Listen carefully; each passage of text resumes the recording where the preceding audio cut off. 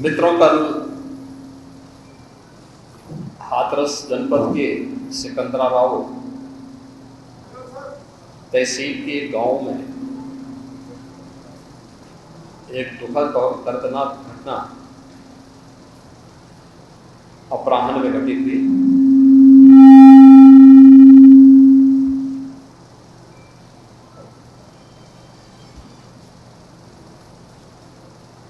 इस पूरी घटना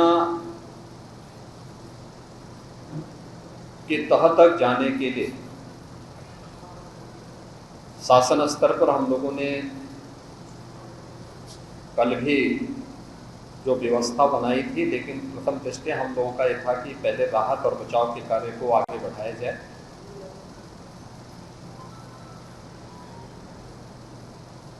इस पूरी जो अभी हादसा है, इस हादसे में 121 श्रद्धालुओं की मृत्यु हुई, जो उत्तर प्रदेश के साथ साथ हरियाणा, राजस्थान और मध्य प्रदेश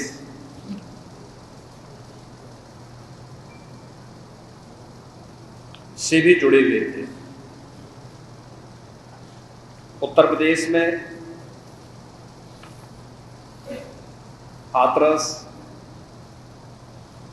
बदायूं, कासगंज, अलीगढ़,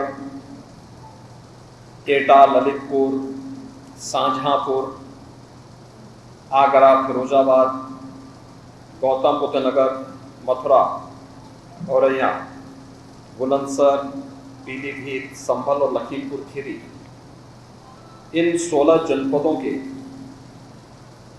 भी कुछ श्रद्धालु जन थे जो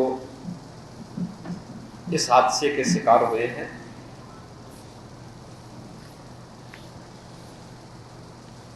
एक 121 में से 6 मृतक ऐसे थे जो अन्य राज्यों से थे, जिनमें ग्वालियर मध्य प्रदेश से एक थे, हरियाणा से 4 थे और राजस्थान से 1 थे। हाथरस के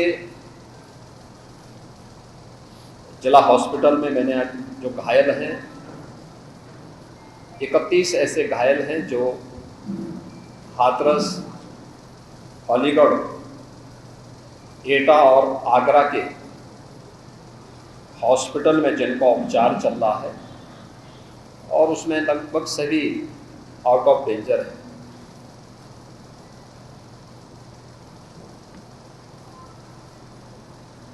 हादसे के बारे में जो वहाँ के चश्मदीद हैं, जो इस घटना के शिकार हुए थे, गंभीर रूप से घायल हो गए थे, उनमें से ज़्यादातर जो लोग हैं जिनसे आज मैंने बातचीत भी किया है, वे सभी इस बात को बोलते हैं कि हादसा कार्यक्रम के उपरांत जब इस कार्यक्रम में जो सज्जन वहाँ पर अपना उपदेश देने के लिए आए थे, उनका कार्यक्रम या उनकी कथा संपन्न हुई तो कथावाचक के मंच से उतरने के बाद जीटी रोड में जैसे ही उनका काफिला आया था तो उन्हें छूने के लिए जब महिलाओं का एक दल उधर बढ़ा तो उनके पीछे पीछे भीड़ गई, और इसी के बाद वे एक दूसरे के ऊपर चढ़ते गए। सेवादार भी लोगों को धक्का देते रहे, जिसके कारण दोनों ओर, जीटी रोड के दोनों ओर और जीटी रोड के अंदर भी ये सब हादसा वहाँ पर होता हुआ दिखाई दिया। इसका सबसे दुखद पहलू ये था कि इस प्रकार के आयोजन में जो सेवादार प्रशासन को अंदर घुसने नहीं देते, दुर्घटना होने के तत्काल बाद या दुर्घटना के दौरान प्रारंभिक रूप में इन्होंने पहले वहाँ पर इस मामले को दबाने का प्रयास किया, लेकिन जब उन्हें प्रशासन ने हॉस्पिटल ले जाने की कार्रवाई प्रारंभ की तो इनमें ज़्यादातर सेवादार वहाँ से भाग गए। इस पूरी घटनाक्रम के लिए हम लोगों ने एडीजी आगरा की अध्यक्षता में एक एसआईटी गठित की है, जिसने अपनी प्रारंभिक रिपोर्ट दी है और इस घटना की तह में जाने के लिए उनसे कहा गया है। बहुत सारे ऐसे पहलू हैं जिन पर जांच होनी बहुत आवश्यक है। अब तक प्रथम दृष्टया जो थी हमारी कार्रवाई ये थी कि राहत और बचाव के कार्य को आगे बढ़ाने के बाद आयोजकों को पूछताछ के लिए बुलाना, घटना के बारे में, हादसे के कारणों के बारे में उनसे भी पूछताछ करना और फिर घटना की लापरवाही और जिम्मेदारों की जवाबदेही भी इसके लिए तय करना, जिसके लिए पहले से ही एफआईआर यहाँ पे दर्ज हो चुकी है। इसके लिए कार्रवाई आगे बढ़ रही है। हम लोग इस बात को किसी भी प्रकार से डिनाई नहीं कर सकते कि इस प्रकार की घटना केवल एक हादसा नहीं होता है। अगर हादसा भी है तो उसके पीछे कौन जिम्मेदार है, और अगर वह घटना घटित हुई है तो इसके पीछे हादसा नहीं तो साजिश किसकी है, कौन इसके पीछे है।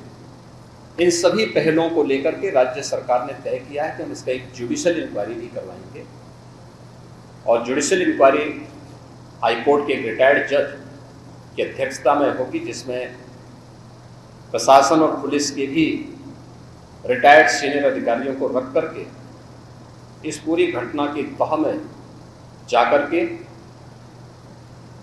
जो भी इसके लिए दोषी होगा उन्हें इसकी सजा देना और इस प्रकार की घटना की पुनरावृत्ति न हो, इनके बारे में एक सुझाव और एक एसओपी उनके माध्यम से बनाई जा सके, जिसे आगे इस प्रकार के किसी भी बड़े आयोजन में लागू किया जा सके। यह हम लोग सुनिश्चित करेंगे। और मैंने यहाँ पर भी हाथरस में भी और सिकंदरा गांव के घटनास्थल का मैंने दौरा किया, यद्यपि वहाँ काफ़ी बारिश थी, और वहाँ जाकर के मैंने एक बार उसको देखने का प्रयास किया है।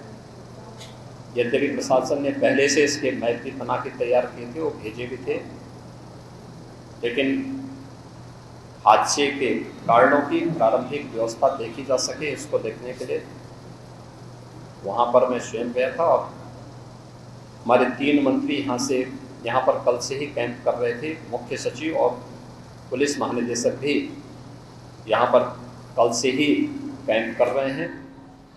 सीनियर अधिकारीगण भी यहाँ पर, पुलिस और प्रशासन के अधिकारीगण यहाँ पहले से ही कैंप करते हुए इस पूरी घटना के लिए जिम्मेदारों की जवाबदेही तय करने की भी दिशा में आगे कार्रवाई की जा रही है, जिसमें कुछ विशेष दल बनाए गए हैं, जिनमें अलग अलग जनपदों में उनकी कार्रवाई अब प्रारंभ होगी और प्रारंभिक जांच के बाद आगे की कार्रवाई को हम लोग आगे बढ़ाने का कार्य करेंगे। यह यहाँ की घटना के बारे में था और जुडिशल इंक्वायरी के बारे में आज ही इसके नोटिफिकेशन शासन के द्वारा भी जारी हो जाएगी। महाराज जी,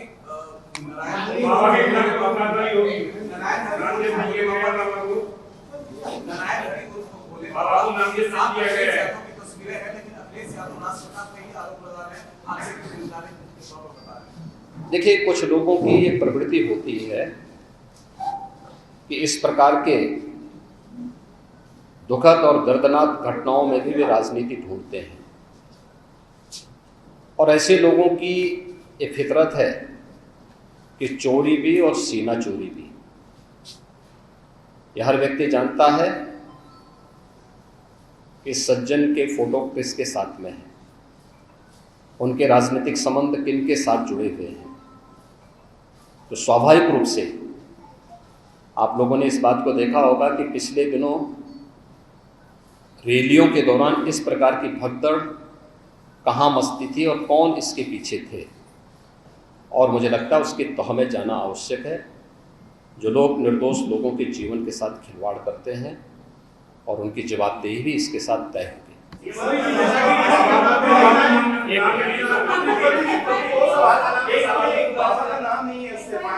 दूसरी चीज आपने कहा कि ऐसे आयोजनों में प्रशासन को घुसने की इजाजत नहीं होती है, तो ऐसा क्यों होता है कि क्या भविष्य में ऐसी चीजें ना हो? देखिए, प्रशासन प्रथम दृष्टया ये मान के चलता है कि धार्मिक आयोजन है, उनके सेवादार इस प्रकार के आयोजनों की जिम्मेदारी अंदर से स्वयं निभाएंगे। और बड़े बड़े आयोजन होते हैं, ऐसा नहीं कि ना होते हो, सावधानीवश वहां पर फोर्स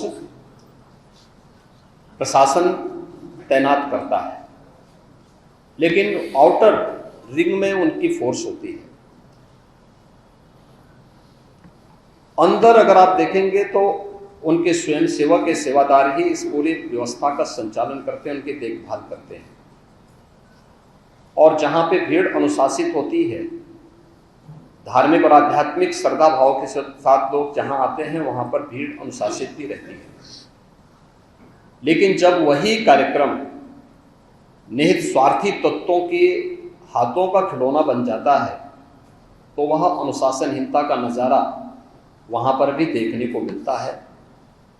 और इसका शिकार अंततः वह निर्दोष व्यक्ति होता है जो धार्मिक श्रद्धा के साथ उस आयोजन में भागीदार बनता है, क्योंकि उसको तो साजिश के बारे में पता नहीं होता है और वह अपनी उस श्रद्धा भाव के साथ आता है।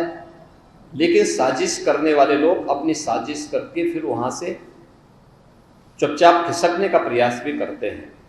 होना ये चाहिए था कि अगर हादसा था तो सेवादारों को वहाँ पर इस पूरी घटना को पहले तो अपनी व्यवस्था को सुदृढ़ करना चाहिए था, और अगर सुदृढ़ नहीं कर पा रहे थे तो प्रशासन का सपोर्ट लेकर के हादसे के शिकार लोगों को हॉस्पिटल पहुंचाने की व्यवस्था करनी चाहिए थी, उपचार की व्यवस्था करनी चाहिए थी।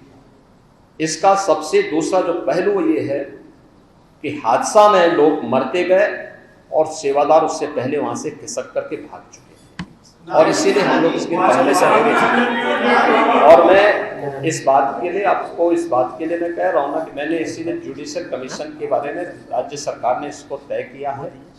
हम इसके तहत निष्कर्ष पर आएंगे और इस प्रकार के बड़े बड़े आयोजन हम लोग करते रहे हैं, लेकिन कहीं भी कोई इस प्रकार की चीजें नहीं आई है। और मुझे लगता है हम लोगों ने इस प्रकार के बड़े बड़े आयोजन हमेशा किए हैं, कुंभ जैसे बड़े आयोजन किए हैं, बड़े बड़े कार्यक्रम होते रहे हैं। लेकिन इसीलिए मैंने कहा कि इसकी तह में जाना आवश्यक है कि आखिर इसके पीछे कौन लोग इसके लिए जिम्मेदार हैं। दूसरा, राज्य सरकार ने और केंद्र सरकार ने, देखिए कि FIR एप्लीकेशन परमिशन के लिए जिन लोगों ने दी थी, प्रथम दृष्टया पहले FIR उनके खिलाफ होती है और इसके बाद फिर उसका दायरा बढ़ता है। ये सभी अन्य लोगों के दायरे में आएंगे, जो भी इसके लिए जिम्मेदार होंगे वो इसमें आएंगे।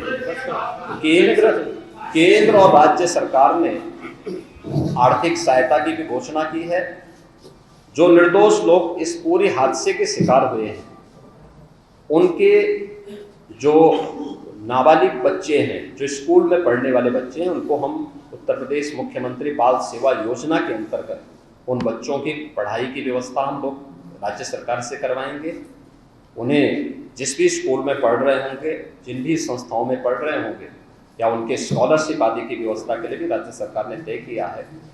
और प्रत्येक मृतक के परिवारजन को भी केंद्र और राज्य सरकार मिलकर के 4 लाख रुपए की सहायता और गंभीर रूप से घायल व्यक्ति को 1 लाख रुपए की सहायता दे रही है। धन्यवाद।